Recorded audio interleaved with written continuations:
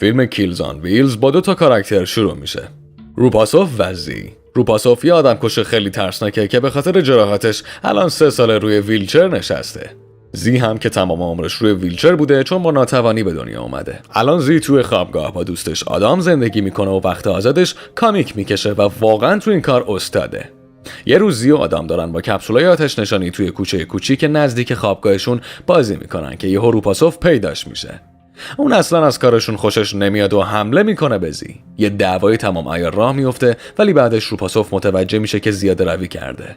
اون عذرخواهی میکنه و این 2 جوون رو دعوت میکنه به مهمونیش. زی و آدم تو مهمونی خوش میگذرونن.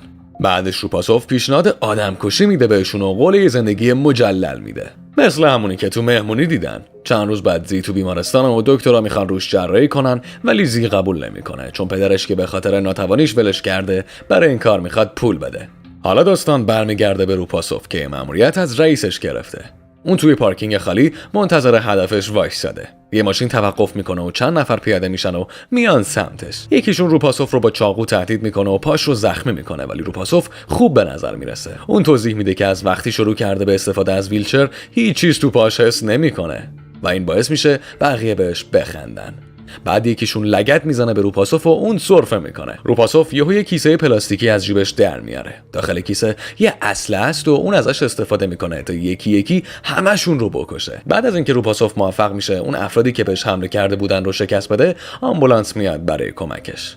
یه پزشک زن به اسم زتا زخم پاش رو درمان میکنه. معلوم میشه که اینا همدیگه رو میشناسن. روپاسوف نسبت بهش احساس داره و ازش میخواد بعد از تموم شدن شیفتش برن سینما، ولی زتا قبول نمیکنه و میگه که قبلا با یکی دیگه نامزد کرده.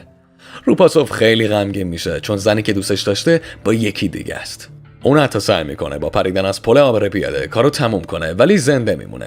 روپاسوف متوجه میشه که نمیتونه زندگی رو ول کنه و تصمیم میگیره ادامه بده. وقتی روپاسوف از رئیسش دستمزد میگیره اون بهش میگه شغلش رو مخفی نگه داره و با بقیه کار نکنه. جالبه که روپاسوف تمام این مدت از زی و آدم کمک میگرفته.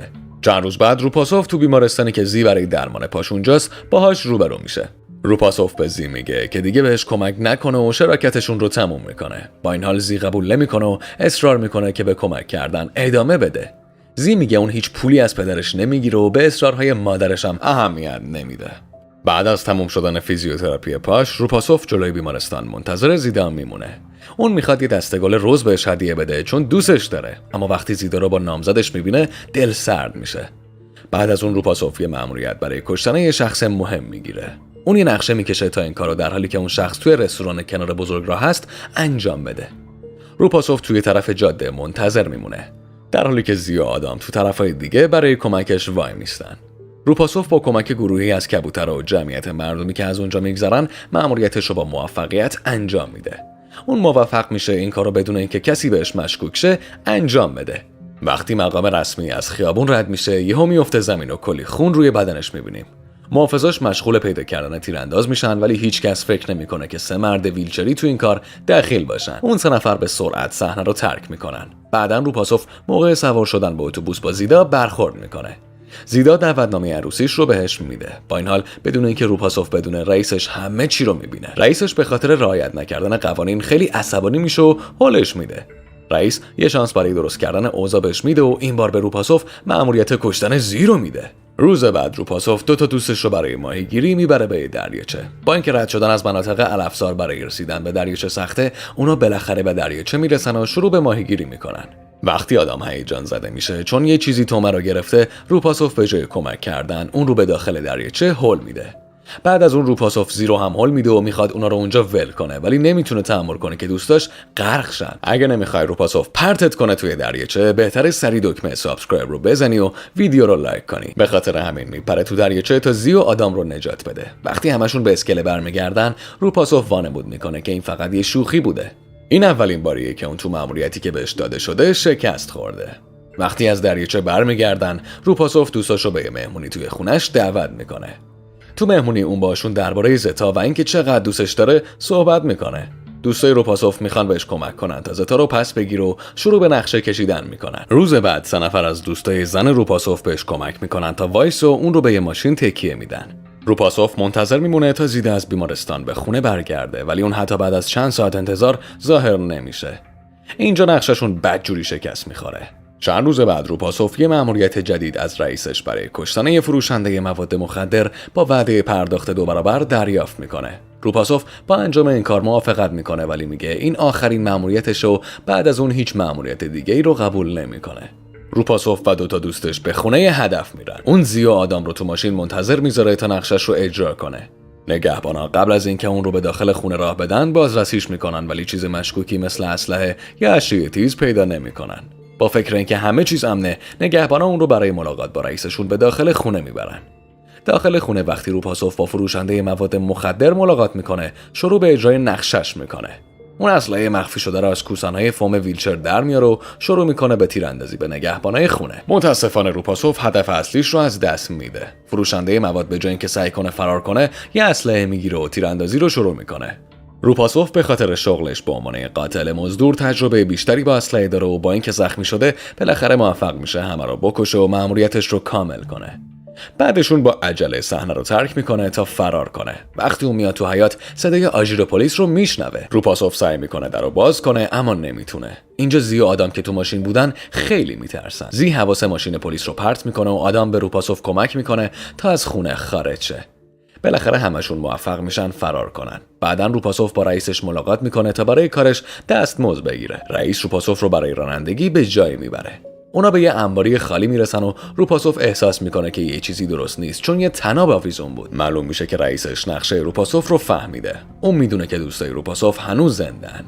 رئیسش عصبانی و ناامید شده چون روپاسوف به اعتمادش خیانت کرده. اون طناب رو دور گردن روپاسوف میندازه و ویلچرش رو میگیره و اون رو تنها میذاره.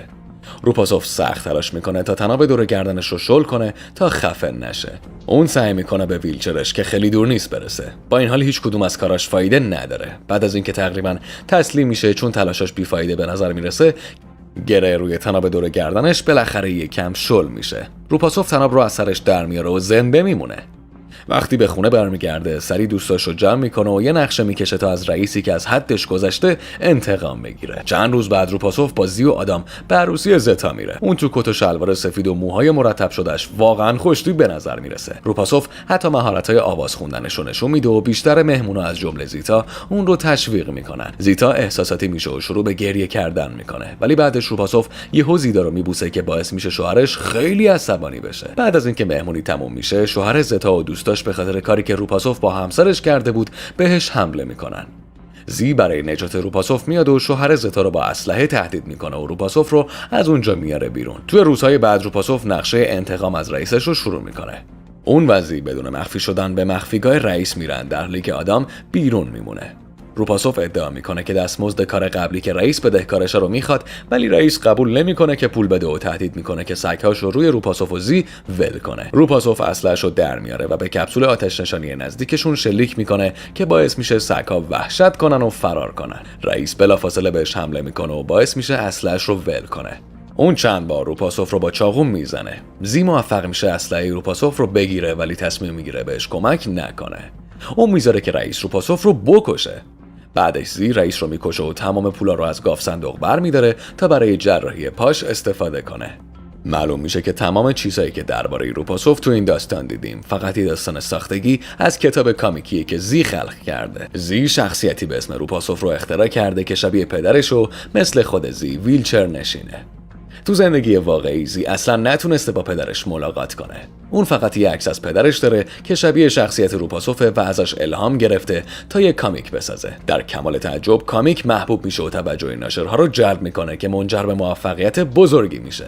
زی حتی یه نسخه از کامیک رو به عنوان یادگاری برای پدرش میفرسته. نتیجه گیری: اگه میخواید یه قاتل مزدور موفق باشید، دوستاتون رو به داخل دریاچه هل ندید و یادتون باشه که کامیکا میتونن زندگیتون رو تغییر بدن. حتی اگر پدرتون یه ویلچر نشین تخیلی باشه. اگه از این مدل فیلم‌ها خوشت میاد، بهت پیشنهاد میکنم حتما این فیلم اکشن و جنایی رو ببینی. بهت قول میدم پشیمون نمیشی. تا ویدیوی بعدی، فعلا.